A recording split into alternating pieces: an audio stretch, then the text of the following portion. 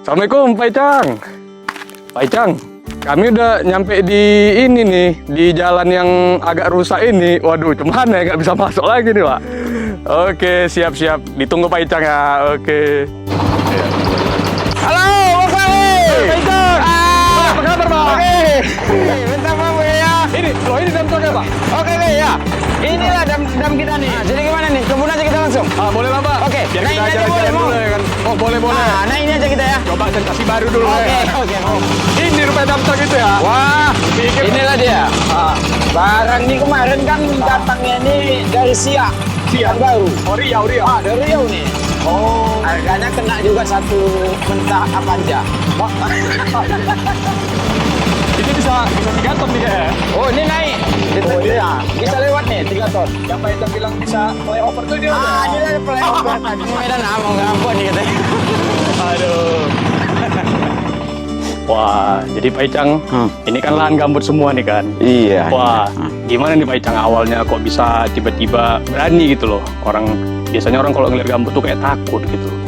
Dia nggak pernah mau coba nekat gitu. Pak Icang kan nekat kan, kayaknya. Tapi sebenarnya kan gini aja. Kalau dibilang kita nggak nekat juga sebenarnya. Bisa dibilang berani.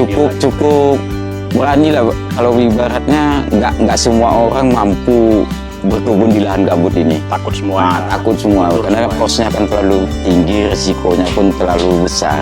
Orang kalau ngeliat gambut tuh kayak udah lihat musibah. Wah, Pak Icang takut juga kan. udah nggak sanggup kayak gitulah tuh cerita gambut nih. Artinya Iya. gitu aja. Jadi atau di sana aja kita ngobrol. Pondok aja. Ada pondok. Ada Oh, pondok. boleh. Di sana aja kita ngobrol Biar sambil lebih santai. lebih santai lagi. Sini Oke. agak panas. Ya. Jadi oke ya. Dulu. Oke, ya. Sambil cerita mungkin di sini Iya. agak lumayan anu juga kan. Kalau nggak salah ini ada namanya nih ya, pondok apa itu kemarin ya? Sebenarnya, nah ini namanya ini Pondok Ladang Rimba. Sebenarnya Ladang Rimba itu nama kampung juga. Cuma Rimba. namanya agak unik, Ladang Rimba tadi. Pondok Ladang Rimba ya. Inilah namanya Ladang. Tapi nggak rimba-rimba kali lah. Apalah, rimba sama sawit lah gitu ya. Sawit di hutan sawit lah ini jadi. Iya. Nah ini jadi Pak Icang, kita bicara sawit tadi kan. Jadi kayak mana tuh bisa nekat bisa coba-coba di lahan gambut? Awalnya lu gimana nih Pak Icang ceritanya? Kok bisa? Kalau dulunya kan sebenarnya nggak ada lah basic untuk sawit, latar pendidikan pun nggak ada di sawit nih. Sama sekali nggak ada. Sama sekali nggak ada anu lah. Basic dulu kan dari kontraktor konstruksi bangunan, beralih profesi, pindah lah nih. Gitu momen nggak ada lagi, habis buntu gitu, tinggal nampal ini. Udahlah lari ke sawit aja, coba aja lah kayak gini. Dibuka lah di sini lahan gambut nih. Rupanya bisa bagus produktif ya kan? Tadinya memang nggak nyangka juga karena lahan nih dulunya ada yang digratiskan pun orang nggak berani nanam. Itulah payahnya susahnya main di gambut nih. Iya. Cuma setelah diolah pakai bangkitan gini, pakai alat-alat berat gini, alhamdulillah produksinya malah di atas tabel PPKS sekarang. Cuma awalnya itu pertama itu kok bisa berani coba-coba nekat gitu kan? Belajar sendiri atau gimana nih Pak Icang? Atau ada nengok yang jadi motivasi gitu? Sebenarnya kalau diceritakan dari awal sebenarnya enak juga. Dulu waktu masih di kontraktor kerjaan kita tuh aktivitasnya datanglah penyalur nih bawa ke Cambah. Iya. Tapi dia nggak kecambah asli gitu, nggak dari Balai Benih resmi. Bukan. Kalau resmi kan lewat pintu belakang mobil Prawitra, ya kan? Nah, ini lewat pintu samping mobil Avanza. Oh, pintu samping ya. Pintu samping mobil. Gimana itulah, pintu samping? itu datanglah ke Cambani tadi, kami belilah 10 kantong tuh. Disemai ini bibit nih sampai umur 18 bulan. Oh, 2.800 batang untuk ditanam di sini. Diolah lah lahan nih. Coba gitu diolah. Gitu diolah, dapatlah ketemu kita di medsos tuh. Jumpalah bawa ke Cambah yang kita beli ini tadi, barangnya abal-abal. Baru kita tahu. Baru ketahuan ya. Baru ketahuan. Barang itu udah sempat ketanam lebih 20 batang di sini, sebelah sana. Udah sempat ketanam, pas waktu bongkar aja, Lek. Bagus ini Pak, katanya. Enggak, bongkar aja, palsu itu barang itu. Artinya kan ketahuannya belakangan. Sebenarnya mau ditanam udah takut rugi karena kosnya kan sudah cukup besar juga, 18 bulan kita pelihara. Bayar juga kan. Jadi terakhir Adul ini dengan masa depan mungkin target kita kan ke Iya. depannya jauh, produktivitasnya jauh. 25. Kita ambil lah bibit ke Saek Pancur melalui Pak Heri tadi, Heri Mulhakim. Pak Heri tadi ya. Waktu itu masih di pembibitan dia dulu. Dialah dulu yang milihkan barangnya sampai ke atas mobil dulunya Pak Heri Saek Pancur. Oh, tapi Pak Ijang kayak betul-betul menikmati kali di kebun ini, kayak liburan aja ya kan. Sebenarnya Kalau gitu nengok juga. bibit dibawa pakai truk itu udah kayak nengok rewok. Habis itu nengok apa namanya, ada air gitu, Ada kayak sungainya gambut, gitu lah. ini si gambut. Jadi sebenarnya kan kebun ini dinikmati aja, nggak mesti fokus Refreshing. kali dinikmati, karena intinya kan semua kerjaan nih kalau dilakukan dengan riang gembira mungkin akan beda rasanya mungkin. Iya, sambil main-main medsos juga kan. Iya. Pak Icang main medsos, kalau nggak salah ada juga punya akun sendiri kan. Iya. Apa Planters? Planter Indonesia ya, palm oil. Palm oil planter ya. iya. Wah, itu pun juga apa sisi lain dari Pak Untuk- Icang Lubis ya. Untuk anu aja sebenarnya kan Iseng-iseng aja, iseng-iseng aja main di medsos itu untuk menjalin silaturahmi antar Iya. sesama petani-petani lain kan. Jadi Enak sawit juga. itu dia nggak cuma untuk kerjaan aja, juga untuk main-main, untuk liburan. Habis itu juga untuk apa, silaturahmi, ngumpul-ngumpul gitu kan. ngumpul sama-sama kawan yang lain kan. Kan Iya. banyak-banyak juga bisa ilmu yang dari teman-teman bisa kita ambil lagi untuk diterapkan di kebun kita sendiri. Kan itu aja itu. Oh, jadi tadi kita udah bicara sawit kan di daerah Singkil nih. Ada nggak wisata ya kalau misalnya di daerah Singkil ini, Pak Icang? Selain kita nengok sawit terus tiap hari kan? Ada Singkil ini sebenarnya lokasi wisatanya cukup terkenal juga ya. Ada pulau banyak. Oh, Ada pulau iya, banyak. iya. Nggak jauh dari kita. Cuma 3 jam aja kita nyebrang naik kapal ASDP, kapal Roro gitu. Cuma butuh 3 jam.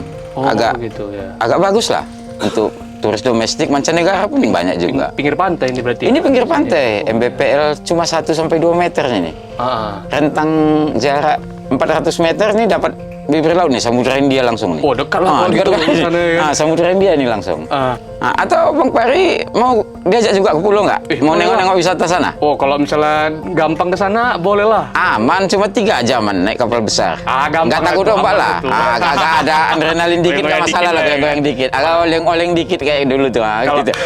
kalau tadi kita udah naik Ah. itu dump truck, sekarang naik kapal. ya? Naik kapal pula Oh, kita wah. agak oleng dikit.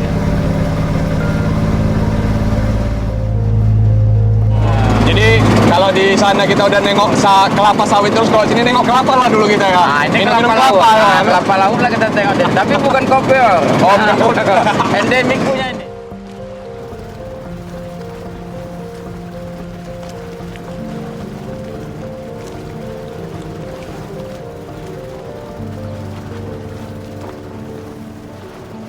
Oh, jadi ini namanya pulau apa ya, Pak Ijang? Ya, inilah yang Pulau Panjang dibilang tuh.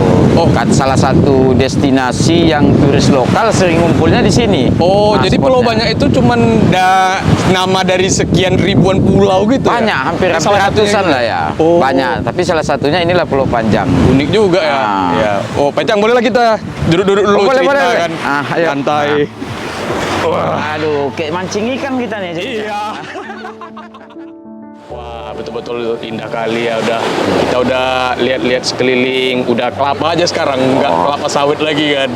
Tapi ya kayak gini lah pantainya kan. Ganti-ganti suasana ganti aja. suasana, bisa refreshing kita ke sini. Iya. Gitu aja lah anunya. Indah. Jadi kayak hidup Pak Icang juga nih, indah pasti Ah. nih.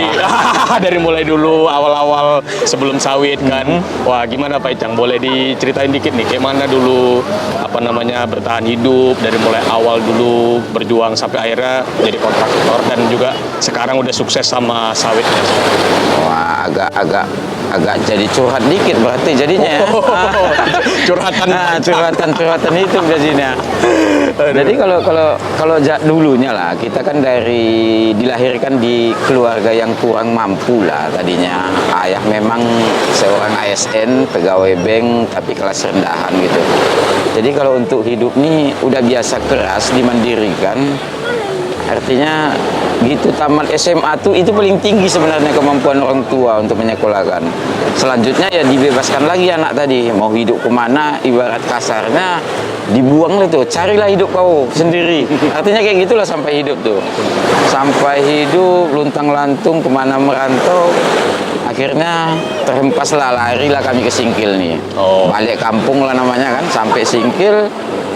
dulunya memang main di konstruksi gitu, hidupnya susah lah. Sebelum jadi konstruksi ini agak apalah ya, menangis sebenarnya menangis hidup ya. tuh, agak sedikit menangis lah untuk Menangis. bertahan, untuk bisa mensejahterakan, menaikkan derajat kita gitu kan. Iya. Jadi agak lumayan memprihatinkan lah hidup tuh, apalagi kami kakak adik kan bersaudara sampai 10 orang lebih, 10 orang. Jadi agak kurang lah anunya. Tapi kalau bicara masalah motivasi dan juga gimana supaya teman-teman yang lain termotivasi kayak Pak Icang gitu, berjuang dari awal, boleh dikasih tahu dong gimana motivasinya buat teman-teman semua ini? Jadi dulunya kan setelah main di konstruksi itu, artinya setelah nggak anu lagi kan ada masanya lah ya. Untuk main-main di konstruksi itu ada masanya. Setelah itu dengan sisa-sisa kemampuan yang ada dulunya, kami cobalah main di sawit nih. Tadinya sawit nih, hitung-hitungannya kan mindsetnya kan gini. Sawit itu apa sih, berkebun sawit? Yang ada dicuri orang, artinya kita capek, orang lain yang untung. Artinya kan kayak gitu. Kami coba main di lahan yang cukup ganas pula gambut nih.